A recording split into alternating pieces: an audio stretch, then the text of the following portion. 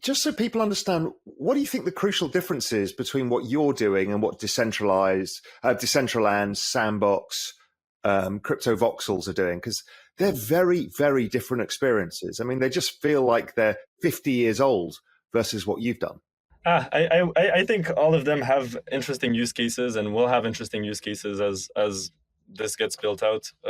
I think one main difference that we have with these companies is that whereas I would categorize them as top to bottom metaverse companies, they have this idea of what this big immersive world should be and just do a lot of different things for that immersive world. And it's an open world actually, and you can walk around, etc. We just decided to be a bottom up metaverse company. And instead of having a huge idea of what we want to do, we were completely confident that we had no idea what this metaverse should be. But we knew that some people had a certain need to do initial stuff in an immersive web, and decided to fulfill those needs. And while starting very small, it was like one small gallery space that we designed in a very rushing manner because we only had 3 days to launch. And anyway, the first space out there, which is still alive, it's called Cyber Classic. We decided to start with that and just build this open world from this small space. So, for example, when it came to think about spatial proximity, and that's something we're going to unveil very soon, but already has been worked on, and you could see see it in 6529's open OM or in the loot pods or in a few spaces in OnCyber, is that instead of having a huge open world with things next to each other and have the skeuomorphism there, instead we have portals between spaces. And so instead of spatial proximity in the physical sense, you have spatial proximity, but based on almost HTTP links in an immersive way. So I think that's the best successor to connecting spaces together and different experiences together. If you think of each space in OnCyber as an individual web page, because they are all individual web pages, then the best way to connect those together is through links. And it was exactly my thought.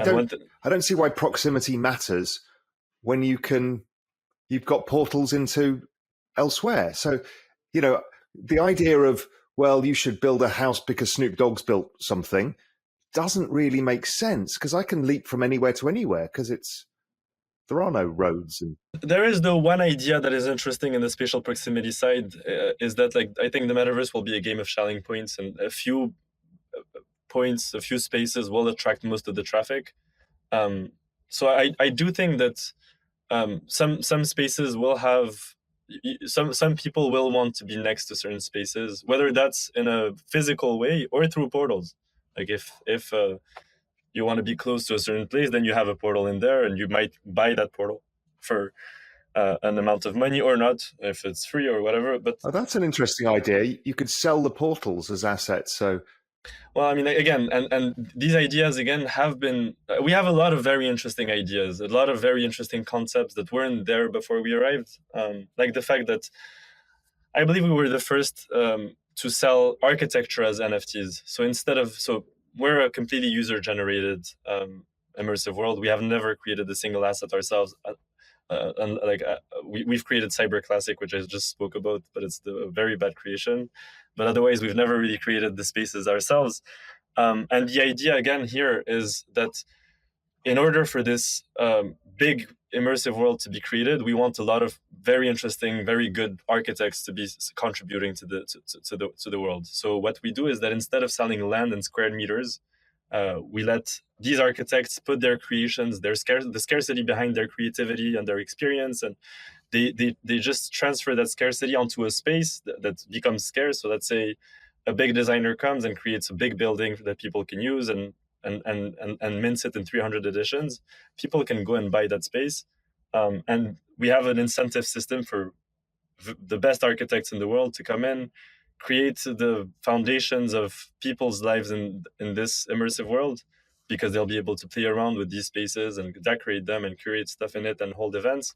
And so the land in the end, kind of the world, the matter itself is created by design. It's design becomes land in a sense. And so that's an interesting way that we've been able to attract the coolest possible architects, like Artifact being one of the designers, but also some others that are in the works that I can't I could speak about, but no need. And um, and we're able to have just the coolest creations possible. The other question I was speaking to 6529 about, I just wanted to hear it from you, is how many people do you think you can have in a space at the same time interacting? Because that's one of the historical constraints of even Epic Games, even Fortnite. It's about 300 people max in some of these. How are you thinking through that? Well, I mean, like, again, as for all the other things, we are iterative, and we fixed. I mean, 300 is today on the 1st of June in 2022. But like, as we need to have more people in these spaces, we'll do the effort necessary to host more people in these spaces.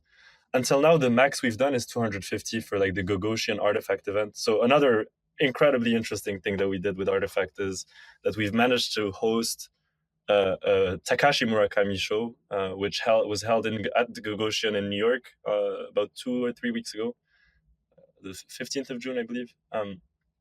And at the same time as this show was happening in real life at Gogoshian, one of the most prestigious galleries in the world, if not the most prestigious gallery in the world, in OnCyber, you had all the community members from Artifact, some of the community members from Artifact that weren't there to attend the event in the physical world. So in New York, that all like tuned in into the space and all connected with each other, and there was music playing, and then the founders of Artifact, Benito, Chris, and Zapsio all joined to like give a talk and an AMA kind of with their community. So yeah. Some very interesting things have been happening in world for sure. Talk me through the story of how 6529 came to you. Okay, yeah. I mean, 6529. I mean, he's not lacking ambition in this, is he? No, definitely not. And I mean, one thing is that people don't get about 6529 is that he's, ever since the very beginning. So he started a completely new persona on Twitter. Okay? That's right. That no one knew about. It was an account with very few followers, and directly came into OnCyber and created a space. Messaged me on Twitter, and we were also pretty early on in our adventure. Messaged me on Twitter and directly had all these big ideas. It didn't come like with the success of his account or with the community that he's built. That was back in, I would say it was in August, maybe in July. And so is that all? I think it would be July. I can't get my head around how fast this stuff has happened. Oh, that's very old. Like that's almost a year ago. It's very, very, very old in this space. I mean, so many things have happened ever since that. Like we were at the time when 6529 probably like we started working together. We were maybe 5 or 6 in the team, and the usage was so much lower than that. And not saying like that anything changed there, but it's just like it was a whole lifetime ago. And so 6529 came in, and first like there was this trend for like big collectors in the NFT space to like create their own cyber galleries and show them with the world in Twitter.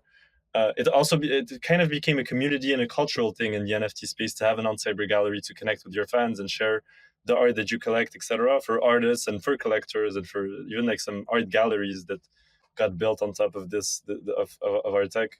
So some people that would create galleries themselves, curate art, and take a commission out of artists that sell in their spaces. And so at the time, it was a pretty big thing to do that. And 6529 directly saw kind of where it could go. I think we've also shown that like we were really good at building a product and at listening to users and getting the right UX for them to be able to interact in world.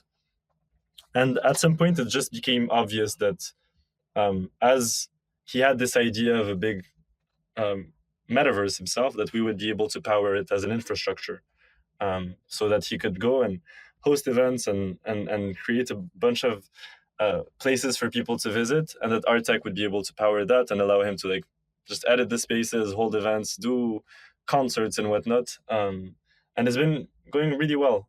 So it's crazy to think about it that way, because I've never really looked back, but we've come a very, very long way. I just cannot believe how fast you've done this with so few people and how far you've come. And as you said, you only just started as well. Hey visionaries, thank you for tuning in. For more free crypto content like this, head over to realvision.com/crypto. You'll get early access to the most brilliant minds in the space to cut through the noise, get in-depth analysis, and get you ahead of the curve with unbiased insights.